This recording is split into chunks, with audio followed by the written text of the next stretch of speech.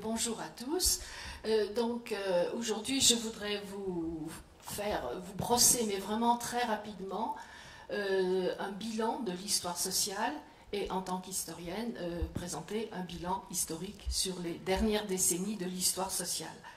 Alors, j'insisterai beaucoup effectivement sur le rôle que les partenariats peuvent avoir entre historiens, professionnels du secteur et archivistes. Notre présence ici aux Archives nationales en est la démonstration, et puis on en a déjà abondamment parlé.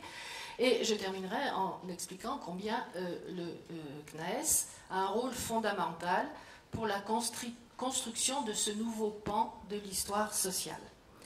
Alors, je ne sais évidemment pas ce que Daniel Tartakovsky nous aurait dit, mais je ne parlerai donc ici qu'en mon nom, d'ancienne ingénieure de recherche au CNRS, ancienne depuis 2 ou 3 ans, j'ai quitté le CNRS pour raison d'âge, et donc j'étais ingénieure de recherche au LARA, qui est un très grand laboratoire d'histoire situé à Lyon, associé donc au CNRS et aux universités lyonnaises et à Normal Sup. Et je parlerai donc de ce poste-là, mais aussi un peu au nom du CNAES, dont je suis partie prenante depuis les origines, il y a une vingtaine d'années. Donc ce survol commence avec l'école des Annales, mais je n'insiste pas, simplement pour dire que le champ de curiosité du lecteur d'histoire et de l'historien s'est considérablement élargi, et on est très loin aujourd'hui du temps où l'histoire se contentait de donner une série de faits, une histoire positiviste, centrée sur l'histoire diplomatique et militaire, les grandes batailles napoléoniennes, etc. Dans les années 1970, l'histoire s'est ouverte à la société dans ses profondeurs. Les mineurs de Carmaux, les ouvriers de la région lyonnaise, les grèves ouvrières ont suscité de très grandes thèses et de nombreux travaux. Le marxisme souterrain dans ces années-là, parmi les milieux intellectuels, n'est pas étranger à ce souci de faire émerger la société française dans ses profondeurs, à faire émerger les classes dominées dans notre histoire. Histoire qui devait aussi beaucoup à l'histoire économique, histoire des cycles économiques, histoire de l'industrialisation de la France. Les 30 Glorieuses, 45-75, ont constitué un terreau favorable à la recherche des lames de fond et des masses laborieuses qui avaient contribué à notre prospérité occidentale. Alors depuis, cette histoire des groupes sociaux s'est considérablement élargie à différents groupes professionnels, et maintenant elle se focalise aussi entre autres sur l'histoire des élites.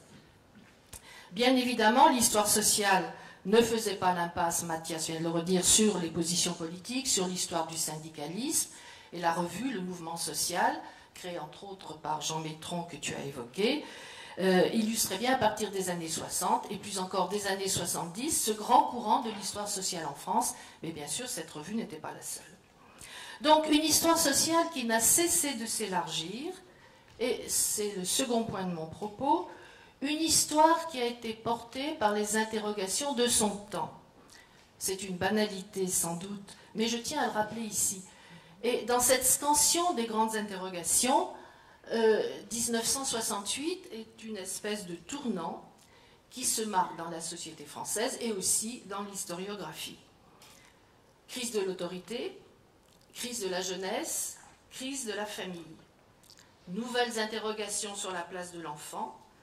Les responsables politiques n'avaient pas vu l'arrivée du baby-boom, des générations du baby-boom, des classes nombreuses, qui éclot en quelque sorte en 1968, d'où grande vague d'études démographiques et d'études démographiques historiques également. C'est le moment, dans les années 70, où se multiplient les travaux d'étudiants consacrés à la démographie d'une paroisse, à la démographie d'un village au XIXe siècle. La démographie est un approfondissement démocratique de l'histoire, puisque chacun d'entre nous est concerné, ayant une date de naissance, une date de mort et peut-être aussi une date de mariage et de naissance d'enfants. Et la démographie historique emprunte aussi à l'ethnologie, à l'anthropologie. Et il faut mentionner que de très grandes études centrées sur des régions de France font appel à ce regroupement d'historiens économistes, d'historiens démographes et d'anthropologues et d'ethnologues. On peut évoquer, puisqu'il vient de mourir, les travaux de Joseph Goix, historien économiste du monde rural, qui a, dans le cadre d'études pluridisciplinaires, démontré le rôle de la parenté dans le monde paysan. Donc vous voyez une histoire sociale qui est très élargie et portée par les interrogations de l'époque. Première scansion, donc 68. Deuxième scansion, la crise, la fin des années de prospérité. La crise toujours depuis 2007-2008. D'où second type d'interrogation des citoyens et des historiens. Comment juguler cette crise? Comment en apaiser les effets? Et on se tourne vers le passé aussi pour essayer de voir comment, dans le passé, même si chacun sait bien que rien n'est reproductible in extenso, de la même manière, mais il y a peut-être des réflexions à tirer de l'étude du passé. Alors là, je prendrai un exemple simplement tiré de mon expérience personnelle dans la région de Lyon. Le département de la Loire est encore actuellement le département le plus mutualisé de France. Et au moment de l'entrée dans l'Europe, la mutualité française s'est interrogée pour savoir comment elle pourrait survivre à cette nouvelle philosophie de la protection sociale. Et elle a demandé à une équipe d'historiens de réfléchir aux méthodes utilisées lors des menaces précédentes, historiques, lors de la mise en place en particulier des assurances sociales et de la sécurité sociale. Et la prospérité apparente de notre société d'aujourd'hui s'accompagne également, vous le savez bien, d'une marge grandissante de citoyens en difficulté sociale, auprès desquels les associations jouent un rôle fondamental. L'État-providence ne peut pas tout.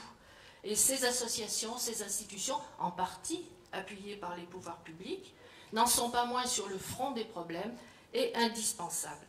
Et analyser notre époque sans tenir compte de leur action présente et dans le passé, aux côtés des politiques publiques, perdrait tout son sens. Il faut ici évoquer, par exemple, deux grandes monographies d'une jeune collègue lyonnaise sur les compagnons d'Emmaüs, l'histoire des compagnons d'Emmaüs et sur le secours populaire français. Donc, une histoire sociale en voie d'élargissement, rien de ce qui est humain ne lui est désormais étranger, portée par les interrogations de son temps. Et dernier point sur lequel je voudrais insister dans cette courte intervention, c'est par la collaboration professionnelle et acteurs du social. On l'a dit, le CNAES est né d'une interrogation de professionnels, je l'ai dit aussi à propos de la mutualité, mais je pense que c'est aussi en grande partie dans le secteur de l'enfance que se sont noués les premiers liens entre institutions, associations et historiens professionnels. Alors chronologiquement, sans faire du narcissisme excessif, mais je dois mentionner que j'avais travaillé sur un des plus grands sauvetages de France à la fin des années 1980, et que cette expérience a été suivie, même s'il n'y a pas de lien direct de cause à effet, par les travaux de Mathias Gardet et d'Alain Villebreau sur l'histoire des orphelins apprentis d'Auteuil. Donc depuis une vingtaine d'années, trentaine d'années, un ensemble de monographies qui prouvent bien la richesse de la collaboration entre les archives et la mémoire des associations et les travaux des historiens ou des sociologues qui s'intéressent au passé. Les archives des responsables de l'action sociale, tout comme celles des institutions, doivent donc être accessibles pour nourrir le débat des décideurs tout autant que des historiens ou des lecteurs d'histoire. Si possible, appuyés par les pouvoirs publics. On a vu l'implication de la protection judiciaire des mineurs, qui permet à l'association avec laquelle collabore le CNAES de publier une revue chaque année, la revue de l'enfance irrégulière, entre autres. Alors, pour conclure cette courte intervention, je voudrais rappeler combien le CNAES peut jouer un rôle unique dans cette réflexion. Je ne prendrai qu'un exemple récent qui a déjà été évoqué et qui met encore en valeur la région lyonnaise, mais ça n'est qu'un hasard. Au printemps, s'est tenue à Lyon une journée qui amorçait le 20e anniversaire du CNAES, mais qui était centrée aussi sur l'histoire du handicap.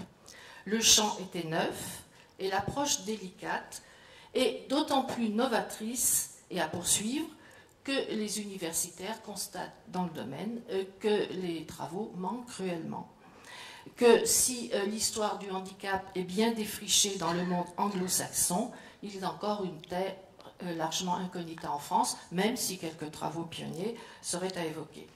Le CNAES a donc entrepris de faire ouvrir de nouvelles archives qui feront émerger des connaissances nouvelles sur la nosologie médicale, par exemple, sur le partage entre maladies et handicap, etc. Et enfin, pour terminer, on l'a dit aussi, mais je crois qu'il faudrait insister là-dessus, c'est le rôle du CNAES, non seulement dans la sauvegarde des archives écrites, mais aussi dans la sauvegarde de la mémoire orale. Et pour la première fois, va être constituée une bibliothèque sonore de tous les travailleurs du social, qui servira tant aux chercheurs, aux citoyens, qu'aux futurs étudiants, qu'aux futurs professionnels de ce secteur. Donc pour toutes ces raisons, je pense que le CNAES joue un rôle fondamental et qu'il est prêt à le poursuivre avec de multiples intervenants et de multiples passions. Je vous remercie.